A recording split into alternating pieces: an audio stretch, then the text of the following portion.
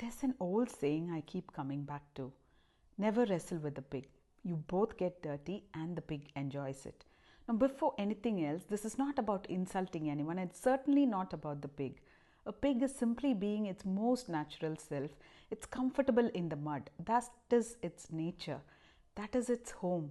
The problem is never the pig. The problem is when we step into the mud thinking we can change the outcome. And we all know that one person, the one who turns a simple question into a debate, who says, I have 20 years of experience, you don't understand how the world works. And suddenly, what could have been a conversation becomes a battlefield. Here is what I have come to understand about this: arguments are rarely about facts, they are about identity. The moment someone feels questioned, something shifts inside them. Logic steps aside, defense takes over. For many people, being argumentative is a shield. It's their way of saying, don't question me, don't come too close, let me stay in control. And sometimes, beneath all of that, it's simply a person who never learned another way to be seen. Because even negative attention feels better than being invisible. And I say this not just as something I have read or studied. I say this as someone who sits with people every single day. I'm Gayatri Balaji, a graphotherapist and NLP practitioner and the founder of Inner Shift Studio. I work online with adults who are ready for a real shift in the way they think, feel, and respond to the world around them. And one of the most common patterns I see in sessions, in handwriting, in the stories people bring to me is exactly this: the argumentative shield.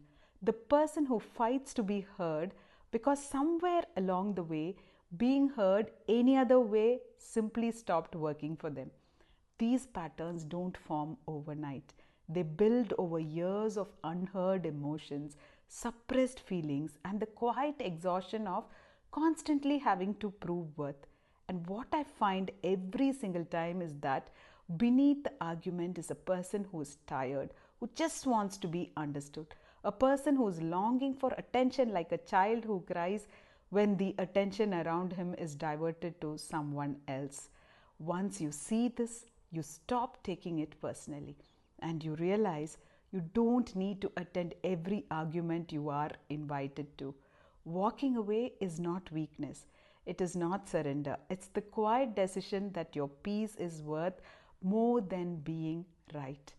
That is the real strength. And if you recognize this pattern in someone around you or honestly in yourself, know that it can shift gently without force.